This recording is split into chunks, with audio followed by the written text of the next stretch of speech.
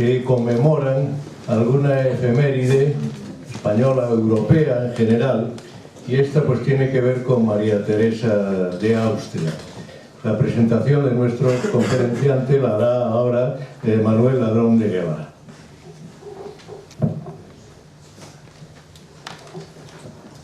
Buenas tardes. Bueno, para mí es un honor, es un placer el poder presentar a un buen amigo y, además de ser buen amigo, un buen historiador, un buen genealogista y un gran conocedor de las dinastías europeas, con lo cual creo que vamos a pasar un rato muy agradable escuchándole. Muy rápidamente, para situarle ante todos ustedes, Amadeo Martín Rey y Cabieses nació en La Coruña. Su historia académica: él es licenciado en Medicina y Cirugía por la Universidad de Navarra, doctor en Ciencias Biomédicas por la Facultad de Medicina de la Universidad Complutense, es doctor en Historia por la Universidad de Navarra, con sobresaliente cum laude, y su tesis doctoral versó sobre el uso de alias en las dinastías reales europeas de los siglos XVIII al XXI. Su historia profesional en medicina es muy larga. Ha sido profesor ayudante de Historia de la Medicina en la Facultad de Medicina de la Universidad de Navarra. Y en lo que se refiere a los temas de historia, es director de la página web de la Real Academia Matritense de Heráldica y Genealogía, es profesor de dinastías europeas del Máster Oficial Universitario de Protocolo de la Universidad Rey Juan Carlos, profesor de dinastías reales europeas en la Escuela Marqués de Avilés, viceauditor general de la Sacra y Militar Orden Constantiniana de San Jorge y consejero nato de la Real Diputación de la misma. Es coautor del Diccionario Biográfico Español, que editó la Real Academia de la Historia.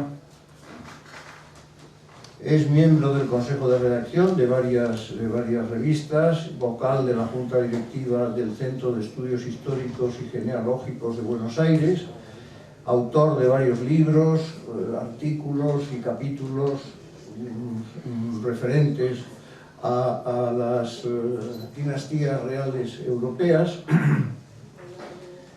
Pertenece a la Real Academia Matritense de Heráldica y Genealogía como académico numerario. Es académico de número de la Academia Americana de Genealogía y académico correspondiente de varias academias hispanoamericanas y del Instituto Portugués de Heráldica. Es comendador de la Real Orden de Isabel la Católica, caballero Gran Cruz de Justicia de la Sacra y Militar Orden Constantiniana de San Jorge, caballero de Gracia Magistral de la Soberana Orden de Malta, caballero de la Real Orden de Nuestra Señora de la Concepción de Vilavizosa, de Portugal, y de la Orden de San Mauricio y San Lázaro de la Casa de Saboya.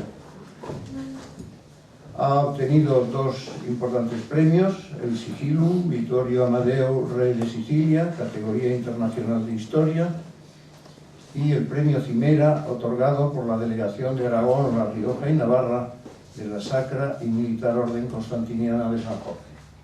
Esto, en resumido, es el currículum de Amadeo, y yo creo que lo más importante es que le escuchemos y que nos cuente todo lo que él sabe.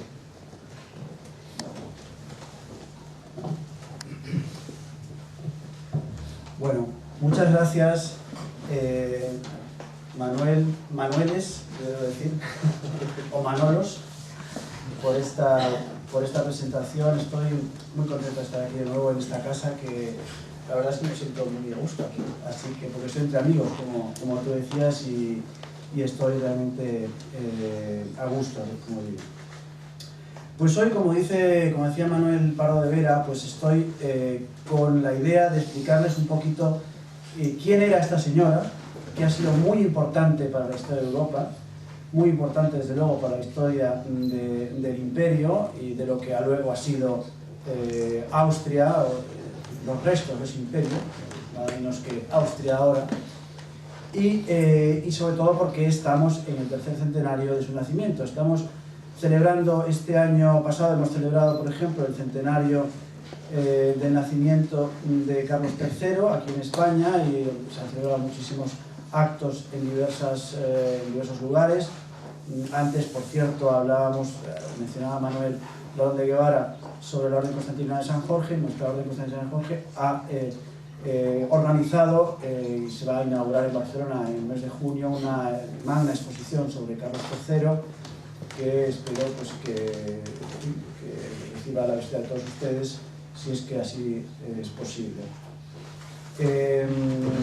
Y cito a Carlos III además porque tiene relación no solamente por ser coetáneo de María Teresa, sino además porque, como luego veremos, fue uno de los candidatos a su mano.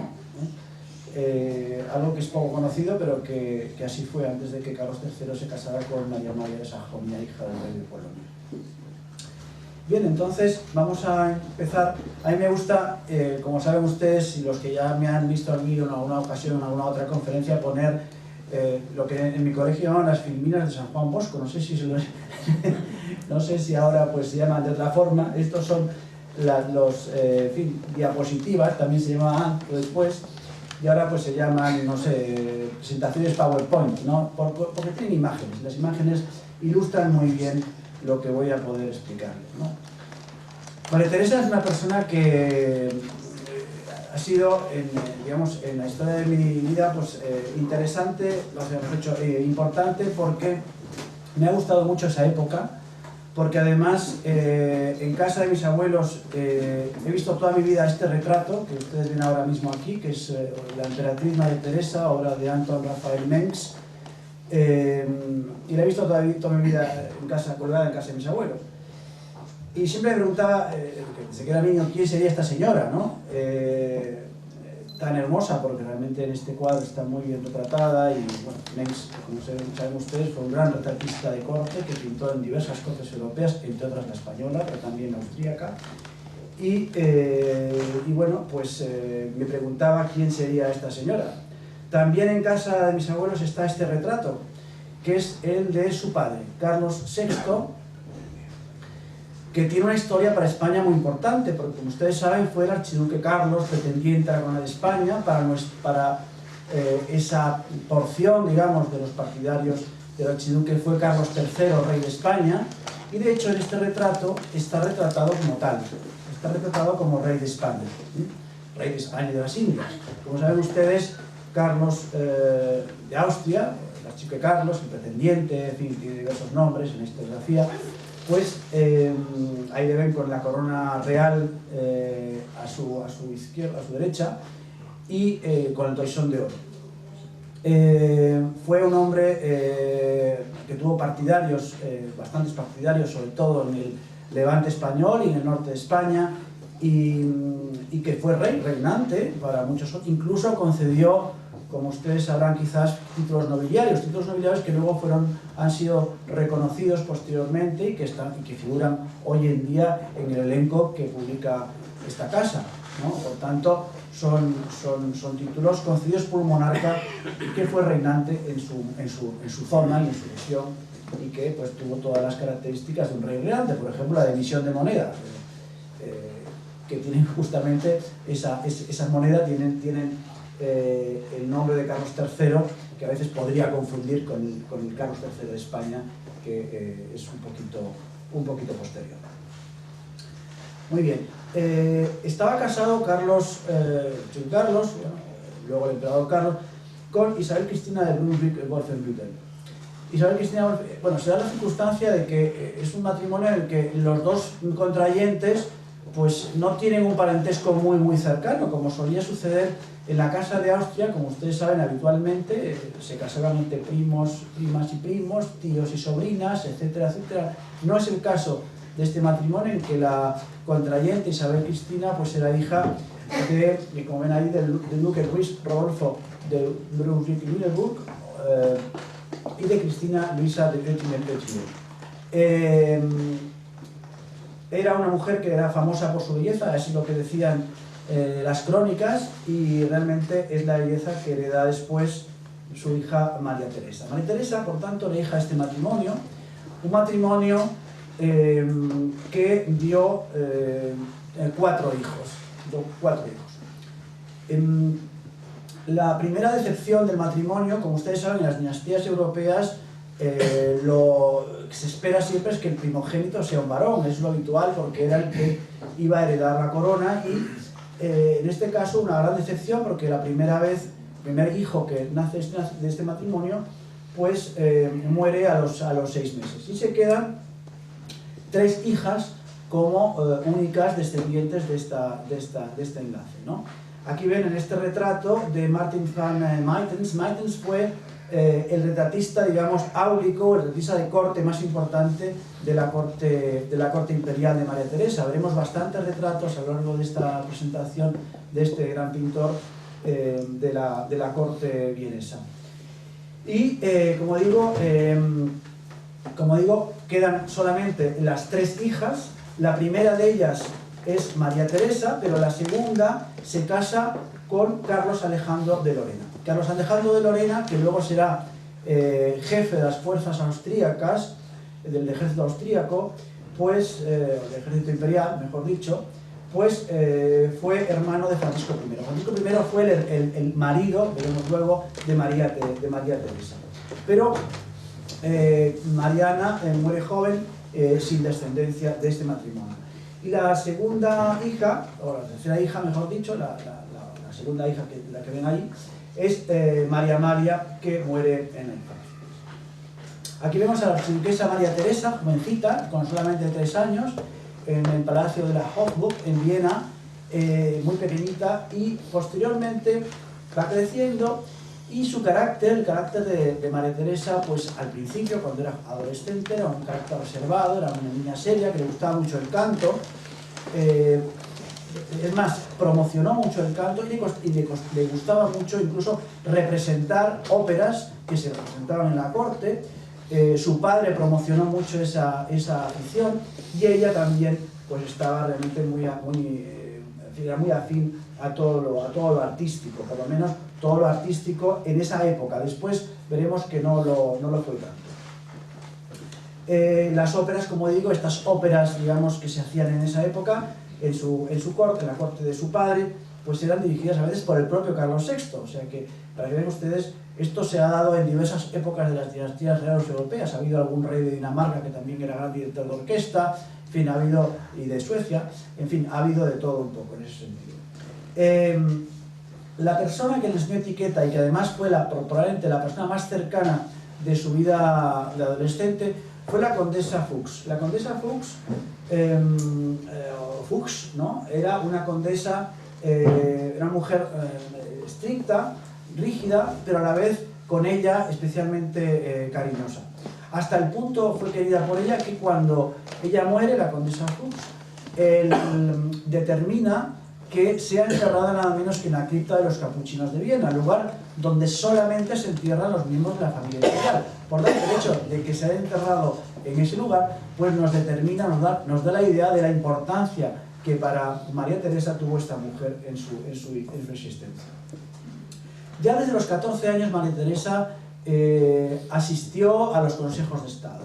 Sin embargo, no podía opinar, tenía asistencia, pero sin voz ni voto, ¿verdad? Oía nada más en estas reuniones, y ella dijo que, a pesar de haber asistido a estas reuniones, no cogió, digamos, la experiencia suficiente para reinar, y cuando sucede a su padre, ya veremos lo que ella dice en ese momento, ¿no? Se encontraba un poco perdida con esa gran responsabilidad que le cayó encima, ¿no? En este retrato de Andreas Müller ven cómo las flores que lleva sobre su vestido es un símbolo que, digamos, que representa la fertilidad y la expectativa de, digamos, tener hijos en la edad adulta. Bueno, pues las flores tuvieron un efecto realmente milagroso, o diría yo que espectacular, porque María Teresa tuvo nada menos que 16 hijos de su marido de su marido Francisco de Lorena, como luego veremos. Pero antes de casarse con Francisco de Lorena, pues María Teresa tuvo diversos, vamos a decir, no les llamaría yo pretendientes, porque ese tipo de bodas ni siquiera los pretendientes se conocían. O sea, ella no pretendía realmente la mano de María Teresa, sino los padres del interesado probablemente eran los que más interés tenían en este tipo de matrimonios. El primero fue Leopoldo Clemente Carlos, príncipe de Lorena, que era hermano del que luego fue su marido, pero el chico murió a los 16 años víctima de la viruela, una enfermedad que afectó también en esa misma época, un poquito después, en el año 1724, a nuestro rey Luis I, un rey que es poco conocido por su corto reinado en España, pero que se casó con María Luisa de Orleans, no tuvo hijos y murió en el año siguiente, también de viruelas. Por cierto, su mujer lo atendió de una manera diligente y cariñosa, ¿no?, a pesar de la enfermedad contagiosa. Bien, pues como digo, Leopoldo Carlos Clemente de Lorena pues fue el primer, digamos, pretendiente, por llamarlo así, de la mano de María Teresa. Pero el segundo fue nada menos que este señor. Este señor, ahí le ven retratado cuando era solamente un príncipe heredero de Prusia, es el gran Federico II, rey de Prusia, ¿no? Un príncipe o un rey sumamente conocido por muchas razones. Primero por su afición a lo militar, pero también por su afición al conocimiento. Fue amigo de muchísimas personas, muchísimas digamos, grandes intelectuales de la época, y fue pero claro, era una persona que tenía una religión diferente, era calvinista, y evidentemente pues fue rechazado porque una archiduquesa de Austria, católica por cierto, hasta rabiar, pues no podía casarse con una persona protestante. Pero, como decía antes, el rey Carlos III, entonces solamente príncipe o infante de España, pues lo vemos aquí en un retrato de Mengs también, pues también fue candidato a la boda. Lo que pasa es que esta boda, imagínense ustedes lo que hubiera supuesto en el concierto europeo, en lo que se llama el equilibrio de Europa. Hubiera supuesto realmente un desequilibrio grande y por tanto las potencias europeas, digamos que rechazaron la posibilidad, impidieron la posibilidad de este matrimonio. Por fin llegamos al que fue marido de María Teresa, Francisco de Lorena. Lorena, como saben, es un antiquísimo ducado, y todos los Lorena, los padres, abuelos, etcétera, de Francisco de Lorena, pues estaban todos casados con las mejores dinastías, las más importantes dinastías europeas. Francisco de Lorena estuvo mucho tiempo viviendo en Viena antes de su compromiso con María Teresa, que finalmente se produjo en el año 1736, y ahora veremos que durante toda esta historia que les voy a contar se intercalan guerras, tratados y, digamos, acontecimientos familiares. Y yo eso es lo que voy a intentar reflejar aquí para que, digamos, sea un poco ágil la presentación. Una de las primeras situaciones que se produce es la guerra de sucesión de Polonia, que va a traer toda una serie de acontecimientos ligados que ahora explicaré con un poquito más de detalle, ¿no? Con el Tratado de Viena se finaliza esa guerra. Fue un tratado que se realiza en 1735, es decir, un poquito antes del compromiso de María Teresa con su marido, pero se ratifica finalmente ya en 1738. Con este tratado se producen varios efectos. Primero, la aceptación por parte de Francia, luego veremos que esto se echará hacia atrás, de la pragmática sanción austríaca. ¿En qué consistía esta pragmática sanción? Bien, consistía nada más y nada menos que en la posibilidad de que hubiera descendencia, que la descendencia femenina de Carlos VI pudiera heredar el trono, el trono de los estados hereditarios, digamos, austríacos, ¿no?, que eran Austria, el Reino de Bohemia, etc., ¿no? Bien, pues esa es la primera consecuencia de este tratado. El segundo es la digamos, elección de Augusto III como rey de Polonia, Augusto III de Sajonia, rey de Polonia, descartándose a Stanislaw Leszczyński. Stanislaw Leszczyński es un personaje importante, digamos, en la historia de Europa por varias razones. entre otras porque fue nada menos que el padre de María Leszczyńska, que fue la mujer de Luis XV de Francia. Por tanto, es una persona relevante desde ese punto de vista. ¿Qué sucedió? Al quitársele la posibilidad de ser rey de Polonia, se le concedió como premio de consolación, entre comillas, el ducado de Lorena. Por tanto, el ducado de Lorena se desvincula de los Habsburgo y pasa, como digo, a Stanislaw Leszczyński. Bien, Francisco Esteban, que va a ser marido de María Teresa, se convierte en gran duque de Toscana. De hecho, María Teresa y Francisco Esteban estuvieron viviendo en Toscana, es decir, en Florencia. Ya saben que Florencia, el gran ducado de Toscana, fue regido por una familia que todos conocemos, o hemos oído hablar de ella, que son los Medici. Bien, pues el último Medici, que fue el que cito ahí, Juan Gastón de Medici, murió sin descendencia, y hasta que muere Juan Gastón se mantiene él como gran duque de Toscana y sucede Francisco Esteban de Lorena.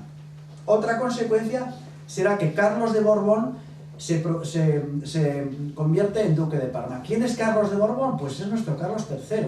No olvidemos que Carlos III, que era hijo de Isabel de Farnesio, hermana de los últimos duques soberanos de Parma, Francisco y Antonio Farnesio, pues se convierte en la transmisora de los, de esos derechos de la corona parmesana a Carlos, que va a ser Carlos I, duque de Parma. Posteriormente ya será Carlos VII, rey de Nápoles, Carlos V, rey de Sicilia, y ya, en último término, Carlos III, rey de España. Es decir, que va a pasar por diversos tronos antes de pasar a reinar en España. La otra consecuencia es que Piamonte se convierte en una potencia regional en el norte de Italia.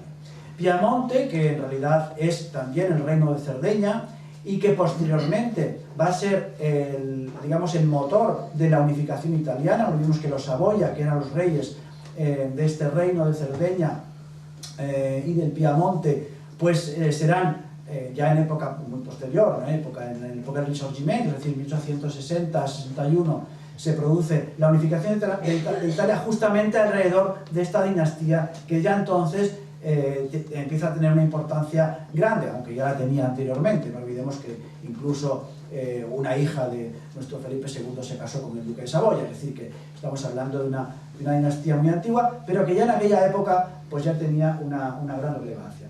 Y luego Rusia estrecha lazos con Polonia. Rusia, como sabemos, Polonia, perdón, como sabemos, es un país que le llamamos el país sándwich, ¿no? Porque los pobres polacos pues están siempre entre Prusia y Rusia, y se lo disputan. En fin, supone para ellos siempre, ha sido supuesto para ellos siempre un dolor de cabeza. Finalmente Rusia, como sabrán, va a ser, el imperio ruso va a entrar en posesión, como veremos más tarde, de Polonia, y van a ser los rusos reyes de Polonia hasta la caída de la dinastía Románov en 1918, 17-18.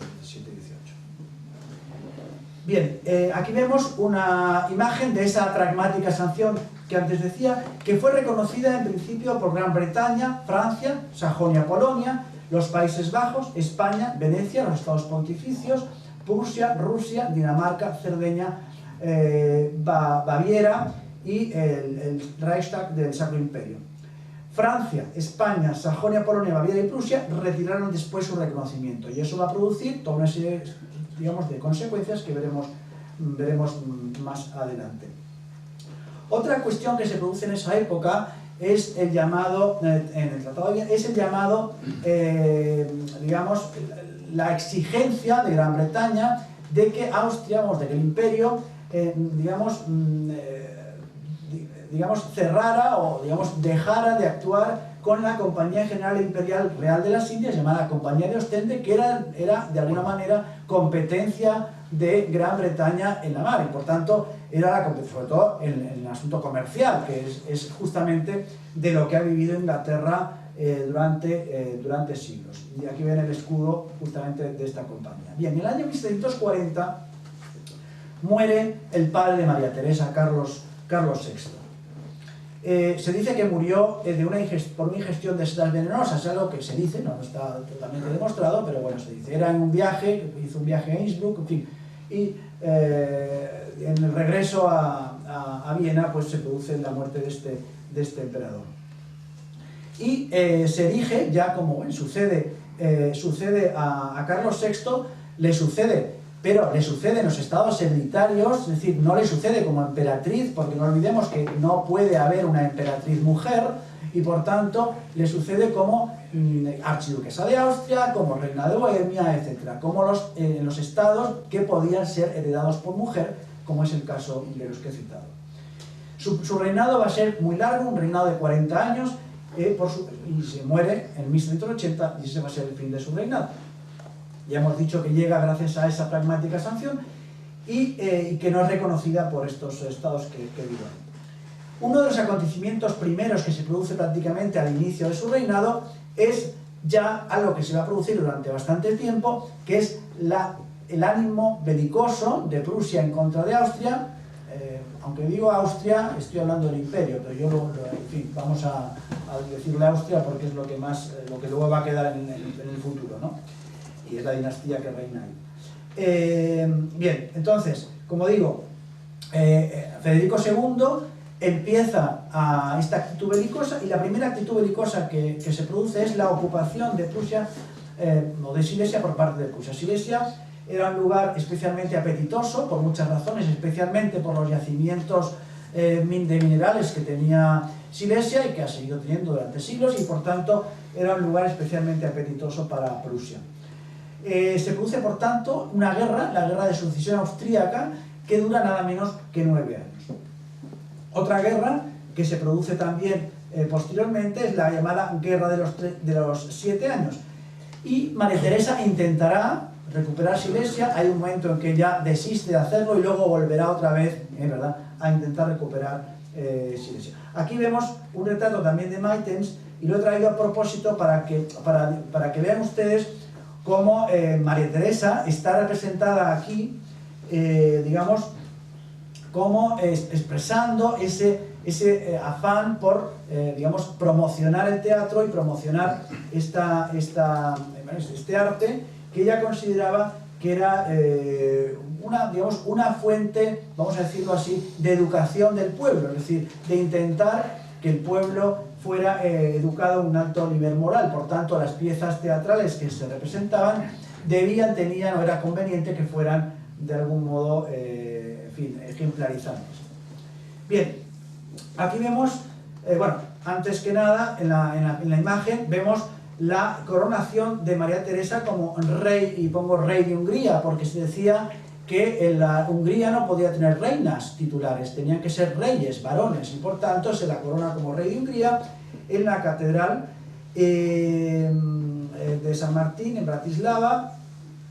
Por cierto, María Teresa no le gustaba mucho montar a caballo, pero una de las cosas que tuvo que aprender justamente para esta cuestión es a montar a caballo, porque uno de los actos propios de y tengo aquí, estoy viendo delante de mí una húngara de gran familia, Kati Kossuth, o Kossuth Katia, no sé, porque creo que en húngaro se dice al revés, que es bisnieta de Lajos Kossuth, el gran, el gran patriota húngaro, sobre todo a raíz de los episodios de 1848, pues, bien, pues los húngaros saben, y los que no son húngaros también muchos lo saben, que en el momento de la coronación de los reyes de Hungría se monta una montaña, ¿verdad?, artificial, ¿no?, y esta montaña es ascendida a caballo por el nuevo rey, en este caso por la nueva reina o rey de Hungría, femenina, y tiene que con la espada señalar a los 4, digamos, puntos cardinales, como diciendo: todo esto, ¿no?, es mi reino, sobre todo esto mi espada va a gobernar. Bien, pues María Teresa tuvo que aprender a montar a caballo lo suficientemente bien para realizar este acto de coronación. Bien, en esta época, Carlos Alberto de Baviera, que como saben pertenecía a esta gran dinastía de los Wittelsbach, que es una antiquísima dinastía que reinaron como duques lectores de Baviera, duques de Baviera, y después ya como reyes de Baviera a partir de la época napoleónica y hasta la caída de las dinastías en 1918. Bueno, pues Carlos Alberto de Baviera era preferido como soberano de Bohemia. Se proclama rey de Bohemia y ocupa Praga. Y posteriormente, muy poco después, es elegido emperador. Será Carlos VII emperador del Sacro Imperio Romano Germánico. Bueno, decimos Sacro Imperio Romano Germánico, pero lo que aparecía en los documentos era emperador de romanos.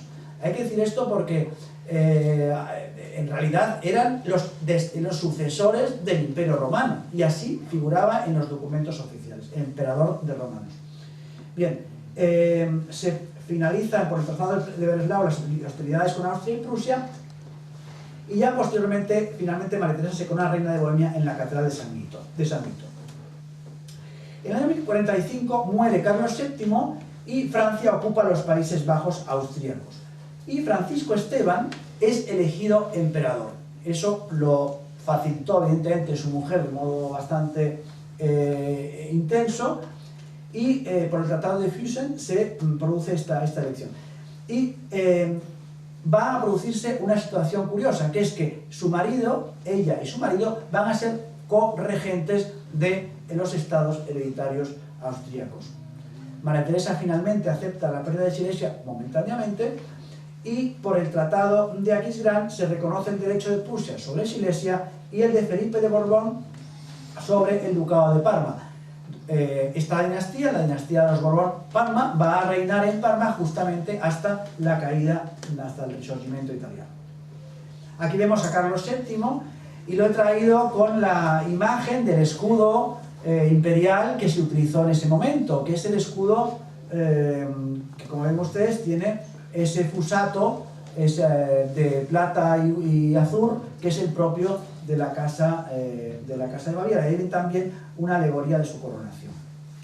María Teresa, como digo, se casó con Francisco y Lorena. Aquí vemos el banquete de bodas, también de Martin van Maytens. Y aquí les vemos a los dos. María Teresa era una mujer posesiva, muy celosa, y tenía razones para ello, porque desde luego su marido le dio bastantes razones para ser celosa. Él era adúltero directamente. Su mayor o su más importante amante fue la princesa de Auersperg, María Guillermina von Neipperg, y tuvo más, pero bueno, esta fue la más importante, hasta el punto de que el hacer entre ambos fue ampliamente comentado en las cartas que se intercambiaban entre los diplomáticos de la corte de Viena con sus estados, y también entre los propios hijos del matrimonio, que veían con estupor como su padre, digamos que le ponía los cuernos en Román Paladino a su mujer. Francisco fue un hombre que ayudó mucho a su mujer, sobre todo en el tema financiero. Es de lo que se ocupó especialmente, y mejoró las finanzas del imperio de modo notable, especialmente tras la bancarrota que supuso la guerra de los 7 años. Era francmasón o masón, y muy aficionado a las ciencias naturales, una afición que compartía, por cierto, con una de sus hijas, que era la archiduquesa María Cristina. Aquí vemos una imagen antigua muy simpática de Graben, que es una plaza en el centro de Viena, muy cerquita de la Catedral de San Esteban. Ese es el famoso monumento a la peste. Y bueno, en esta imagen parece que esa zona es enorme, porque si ustedes van al Graben es realmente una plaza pequeñita, es un lugar bastante, no es muy ancho, no es tan grandioso como parece en esta imagen, pero bueno, está, digamos, mejorado. Aquí la vemos como la soberana embarazada se encamina a la Catedral de San Esteban para asistir a la misa solemne antes de los homenajes por su ascenso al trono. Y bien, entonces María Teresa va a tener toda una serie va a recibir toda una serie de herencia, toda una serie de estados. Aquí vemos, y he puesto especialmente algunos de ellos, luego veremos en la imagen siguiente o en la diapositiva siguiente ya el título completo, pero lo que quiero destacar es cuál es la situación al morir Carlos VI. Bueno, primero, la ruina del imperio, estaba muy dañado a la situación financiera por la guerra ruso-turca, por la guerra de sucesión polca que he mencionado, y también por los gastos que supuso para el emperador el asegurar el cumplimiento de la pragmática sanción en 1713, en donde, como he dicho, se facilitaba, digamos, la sucesión femenina, por cierto, en contra de sus sobrinas, las hijas de José I, que fue también emperador, y que, digamos, hubo ahí una cierta queja al respecto, ¿no?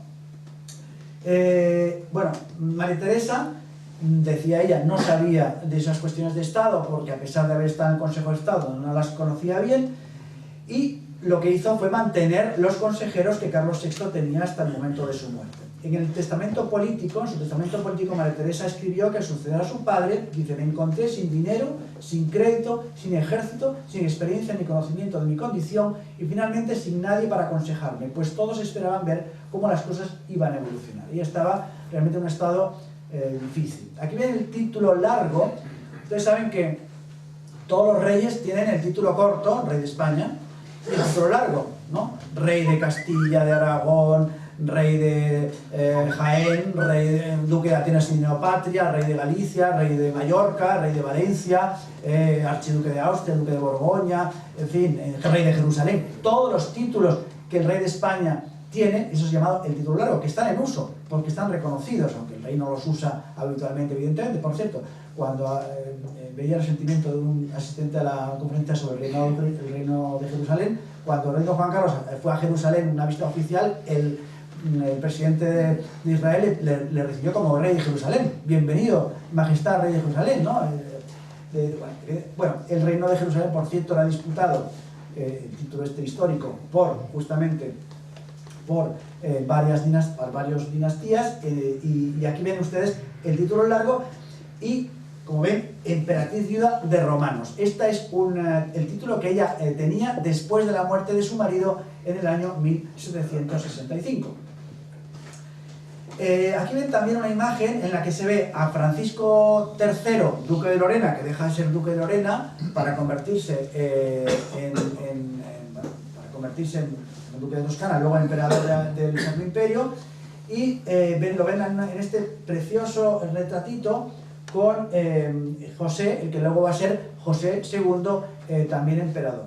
Pero a la izquierda, aquí ven a José, que será la persona que sucederá a su padre Francisco I como emperador del Sacro Imperio Romano Germánico, y un retrato, el de la izquierda es de Anton Remagon y el de la derecha de Anton Raphael Mengs, el archiduque Leopoldo, que fue gran duque de Toscana, y después de ser gran duque de Toscana sucederá a su hermano, que no tuvo hijos con su mujer Josefa de Baviera, pues le sucederá como emperador. Esto no sé si coge solo. Así, eso. Aquí ven una imagen también de José con sus 6 hermanos y hermanas a la salida de la guerra de sucesión, y un retrato de María Teresa, que probablemente es uno de los más conocidos retratos de la emperatriz. Aquí traigo algunas imágenes, y las traigo a propósito para que vean ustedes la enorme cantidad de retratos que a la emperatriz se le hicieron. Y se le hicieron con diversas, digamos, situaciones. Se la hicieron como reina de Hungría, se la hacían como reina de Bohemia, se la hacían como condesa de Flandes, se la hacían como archiduquesa de Austria, en fin, se le hacían retratos dependiendo del título que quería, digamos, expresar en ese retrato, con diversos atributos que iban significando ese tipo de situaciones. Aquí ven un retrato que está en la Galería Nacional de Eslovenia y un talero del Reino de Hungría de 1742. Aquí ven otros 2 retratos más, un grabado del siglo XIX y otro retrato de 1747 de Donatien Idiota. Bien.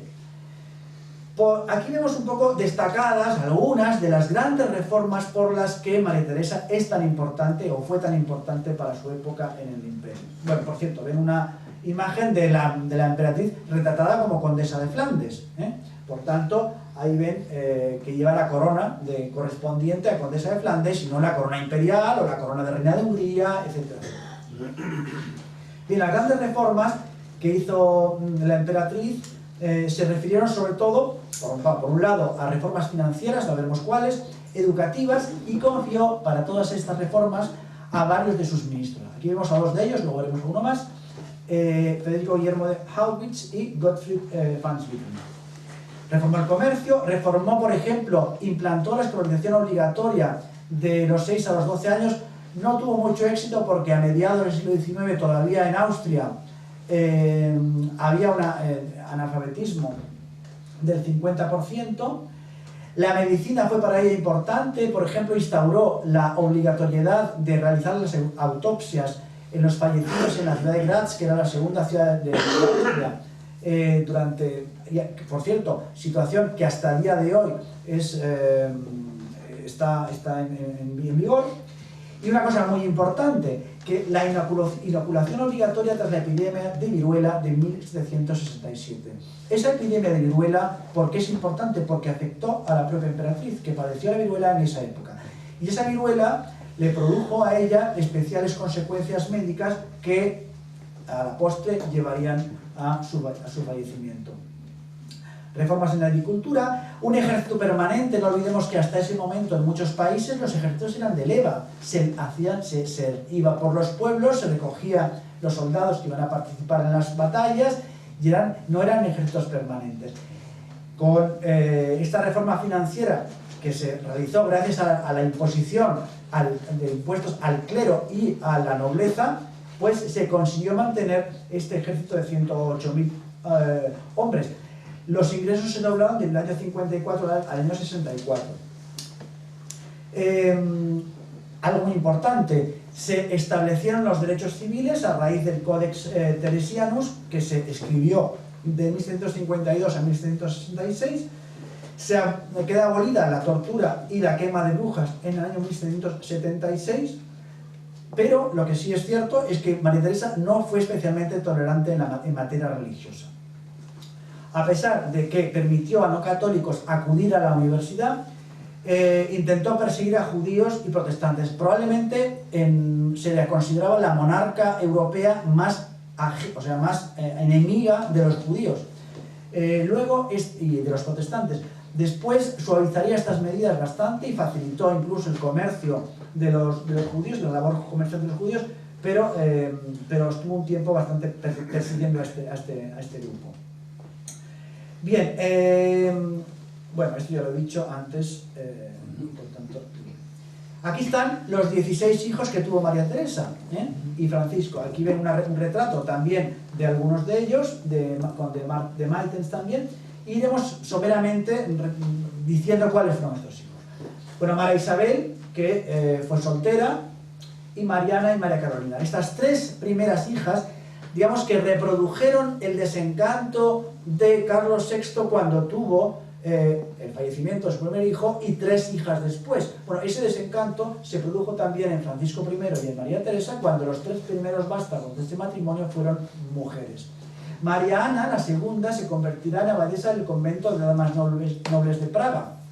Por cierto, los que conozcan un poco la historia de la reina regente María Cristina, sabrán ustedes que antes de ser novia y mujer, segunda mujer del rey Alfonso XII, fue también abadesa del convento de damas nobles de Praga, ¿no? Y hay algún retrato de ella, un retrato que está en España actualmente, en el que está vestida con un hábito religioso, vamos a decirlo así, con una mitra, con un báculo y como en esa situación. María Carolina murió en la infancia, la primera María Carolina, luego veremos que hay otra segunda y una tercera también. José II, que fue el que sucede a su madre, como, mejor dicho así, a su madre y también a su padre de alguna manera como emperador. María Cristina, que fue gobernadora de los Países Bajos y era la favorita de María Teresa, y se casó con el duque de Teschen, Alberto de Sajonia-Teschen. María Isabela, que fue también abadesa de ese convento. Carlos José, que murió joven de viruela. María Amelia, que fue duquesa de Parma, Plasencia y Guastalla, como mujer de Fernando I de Parma. Por cierto, he señalado, ven ustedes en rojo, a tres personas, a tres mujeres. ¿Por qué? Porque las tres fueron pretendientes a la mano de Fernando I de Parma, que no se casó con la primera de ellas, pero que antes de eso, pues fueron ellas también pretendientes a esa mano. Leopoldo II, que sucederá a su hermano José como emperador. María Carolina, que muere al nacer, la segunda María Carolina. y la tercera, María Carolina, gran mujer, esposa de Fernando I de las dos Sicilias, Fernando IV de Nápoles, luego primero de las dos Sicilias, una mujer especialmente relevante desde el punto de vista político, le encantaba la política, era muy inteligente y fue una de las grandes reinas de las dos Sicilias. Fernando Carlos, duque de Brisgovia, que se casó con María Beatriz de Este, es decir, de Módena. María Antonieta, por cierto, María Antonieta, que en realidad se llama María Antonia, lo que pasa es que al traducirse al francés su nombre, en francés es María Antoinette. Entonces, María Antoinette, nosotros digamos María Antonieta, digamos, pero en realidad era María Antonia, ¿no? Bien, que se casó con el Delfín, luego se convirtió en Luis XVI, rey de Francia, y Maximiliano Francisco, que fue gran maestre de la orden teutónica. La orden teutónica es una de las grandes órdenes católicas del cristianismo, y que de alguna manera esta situación de gran maestre de la orden teutónica se va a perpetuar de algún modo en la Casa de Austria, en que ha habido luego grandes maestres de otras familias, etc. Bien, como madre, María Teresa fue delicada, cariñosa, pero también fue muy estricta, dominante, autoritaria, con una mente muy práctica. Ella tenía la costumbre de escribir a sus hijos una vez por semana, a todos sus hijos una vez por semana. Fíjense el tiempo que llevaría eso con tantos descendientes.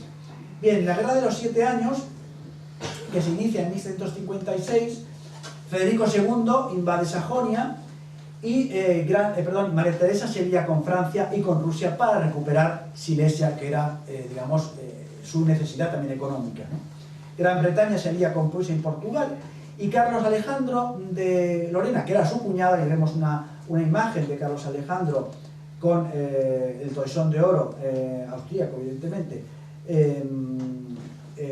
colgando de su cuello, en la venera que lleva colgando del cuello, fue el jefe de las tropas austríacas.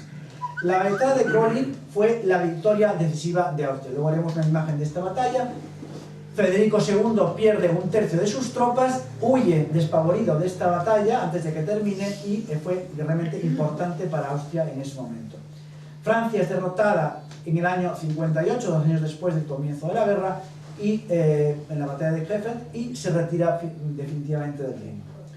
Pero III de Rusia, en el año 62, que era gran admirador de Federico II, retira su apoyo a Francia, y Prusia expulsa a los austríacos de Sajonia y a los franceses de Hesse-Kassel.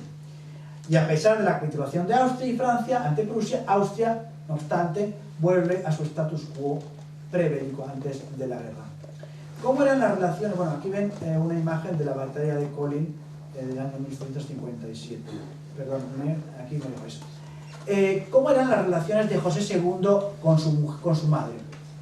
Bien, como he dicho antes, se produce una situación de corregencia entre José II y María Teresa, pero no se llevaban muy bien. Ella lo criticaba continuamente a sus espaldas, no le gustaba el modo de actuar de su hijo, y tanto uno como otra estuvieron en alguna ocasión a punto de abdicar. Lo que pasa es que María Teresa interpretó su curación de la viruela de la que antes he hablado como un signo divino que quería decir que ella tenía que seguir siendo soberana hasta el final, hasta la muerte, y por tanto así fue.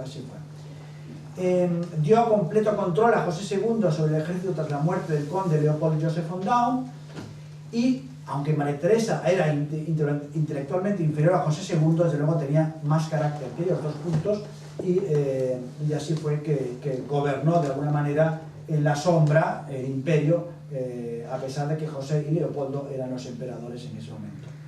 Aquí es un ejemplo, he puesto un ejemplo de que criticó a su hijo cuando este propuso el dar una posición en la corte de Milán a nada menos que a Mozart, ¿no? O sea, tuvo poca visión ahí la emperatriz. Aquí vemos una imagen de la emperatriz también en Maitens, con su escudo y su firma. Otra imagen de Jonathan Lyotard. Y finalmente la emperatriz, ya estamos terminando, si no se alarmen, ya estamos pronto, enviuda en el año 65, y ahora vamos a ver toda una serie de retratos de la emperatriz vestida de viuda. en aquellas épocas, y ya incluso muy entrado el siglo XIX, recordemos la viudez de la reina Victoria, que enviuda en 1861 y que va a ser vestida, va a aparecer siempre vestida de luto hasta su muerte en 1901, sin ninguna excepción. Solamente, incluso en las bodas, lo único que hacía era, se permitía el lujo de ponerse la jarretera como para darle color azul a su vestido negro, pero poco cosa más. Bueno, pues en esta época era igual, es decir, la emperatriz viuda se viste, como ven ustedes, ahí de negro. En 1767, su nuera Josefa de Baviera, esposa de José II, muere de viruela y contagia a María Teresa, el contagio del que antes se ha hablado. En ese momento, cuando muere Josefa, obliga a la cuñada de esta, a su hija María Josefa, a rezar ante la tumba abierta de Josefa de Baviera. Y se contagia la chica y muere. La pobre María Teresa, bueno, pobre María Teresa, en fin, en este caso la pobre era la difunta, pero en fin, María Teresa también, en fin, estaba muy dolida, lógicamente, por este fallecimiento, se echó la culpa de esto, porque lógicamente no se sabía entonces que la viruela tiene un periodo largo de incubación y que evidentemente ya estaba contagiada de antes de visitar la tumba de su cuñada abierta. La archiduquesa María Carolina la sustituyó como prometida y luego como esposa de Fernando I, como hemos visto antes. María Antonieta se casa con el Delfín. María Antonieta, que tuvo fama también por cierto, de perezosa, frívola y de no engendrar un hijo. Por cierto, este no engendrar el hijo se debía a un pequeño detalle de Luis XVI, que es que tenía una fimosis, ¿no? Entonces tuvo que ir José II, el hijo de María Teresa, a París a explicarle a su cuñado qué es lo que se solía hacer con esta situación, que era hacer una circuncisión, que esto los judíos lo saben muy bien, por cierto. Con esta pequeña operación se pudo producirle engendrar a los primeros hijos. El primero, como saben, murió, luego murió el niño, y después tuvo más hijos con Luis XVI. Leopoldo II lo consideraba reservado pero frío. A Fernando le regañaba por su falta de organización.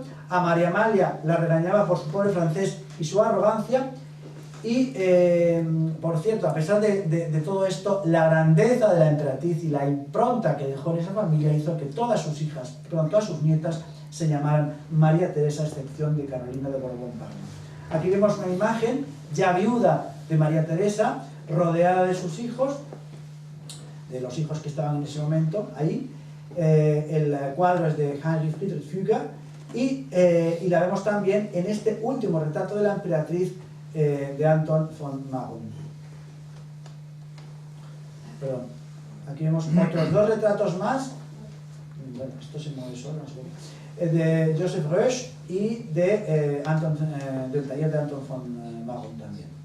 ¿Qué ven ustedes que lleva una pequeña condecoración, la emperatriz ahí? ¿Eso qué puede ser? Pues eso es nada menos que la Orden de la Cruz Estrellada. Es una orden que solamente se concede a mujeres, actualmente sigue existiendo. La orden se concede solamente a mujeres de grandes familias católicas, princesas y mujeres de grandísimas familias. En España hay alguna dama de la Orden de la Cruz Estrellada. Por ejemplo, la princesa Belinda Boyce es dama de la Cruz Estrellada y es una de las grandes órdenes femeninas que existen. Finalmente, la emperatriz fallece en 1780, como antes he dicho, y fallece a consecuencia de las secuelas, que le deja la viruela. La emperatriz sufre durante bastantes años después de esos 13 años que van desde su enfermedad hasta su muerte, de problemas respiratorios, disnea. Disnea es cuando alguien no puede respirar bien, ¿no? Se fatiga al respirar, tos, necrofobia, que era una cuestión más bien psicológica, es decir, es una fobia a la muerte, ¿no? Insomnio y edemas en las piernas. Murió de un simple resfriado rodeada de sus hijos. Y Federico II, para que vean ustedes el respeto que incluso su acérrimo enemigo que luchó contra ella en 3 guerras, dijo de ella que aunque había sido su adversario, nunca la había considerado verdaderamente su enemigo.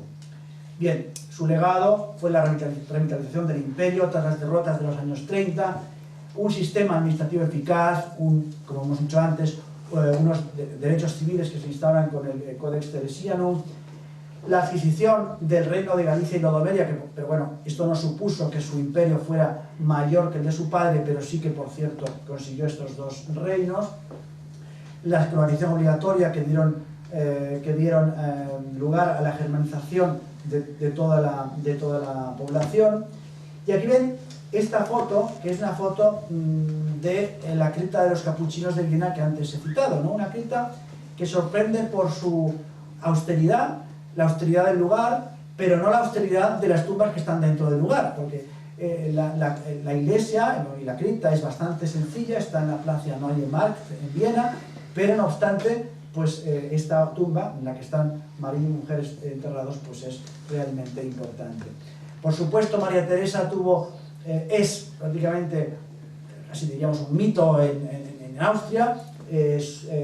Todo el país está repleto de estatuas de la emperatriz. Aquí vemos algunas de ellas, por ejemplo, la que está en Viena de Caspar von Zumbusch, o esta que está en Batsalva, esta por ejemplo que está en Bratislava, a caballo, en fin. O esta por ejemplo, que es el gran monumento a María Teresa en Viena, y es muy interesante este monumento porque está rodeada de sus más importantes consejeros o asesores. Por un lado, el canciller del Estado, Wenzel Anton, príncipe de Kaunitz-Riedberg, que lo vemos ahí a la izquierda, el primero de todos, ahí arriba. El ministro de Estado, conde Felix Wilhelm von Haugwitz, que antes he citado. El príncipe Joseph Wenzel de Liechtenstein, que es el tercero, empezando por la izquierda. Y finalmente el médico Gerhard van Swieten, que es el que justamente, el que se fía para toda esta, digamos, promoción de la salud, promoción de la inoculación de la viruela, promoción también de la autopsia en los fallecidos. Perdón. Y aquí vemos algunos de los escenarios de esta Viena. Por un lado, el Palacio de Schönbrunn, renovado por María Teresa en este magnífico cuadro de Canaletto. Aquí vemos una fotografía de este palacio. Vemos el Palacio Imperial de la Hofburg, que es enorme, a pesar de que aquí parezca no muy grande, y el enorme, sí, Palacio Real de Budapest. No olvidemos que la reina era reina de Hungría. Muchas gracias.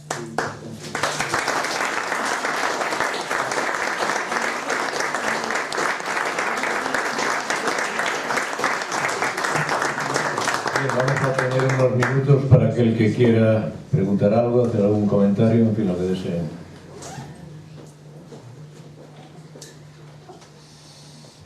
¿Alguien que se anime? Embajador. Yo tengo una duda. Ha dicho que Federico de Prusia no podía ser pretendiente porque era calvinista. Yo creo que era luterano. Luterana, perdón, sí. Y segundo, has dicho que la orden teutónica era católica. Yo creo que también era protestante.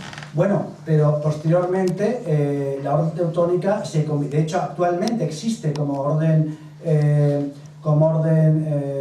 católica, y de hecho tenemos algunos príncipes católicos dentro de esa orden. Por ejemplo, el duque de Württemberg, que es el caballero de la orden teutónica y está casado con una dama también princesa católica, que es Diana de Orleans, hija del conde de París. Por tanto, sí, la orden teutónica se convierte en una orden católica, y de hecho los Austria, como decía antes, se convierten en una especie de grandes maestres hereditarios de esa, evidentemente los Austria eran católicos, ¿no? Grandes maestres hereditarios de esa orden, que hasta el día de hoy funciona, aunque actualmente la orden teutónica es una orden, digamos, más religiosa que caballeresca, y de hecho se puede pertenecer a ella, pueden pertenecer, digamos, laicos, pero como familiares de la orden, no como caballeros, que suelen ser más bien religiosos, ¿no? Muchas gracias.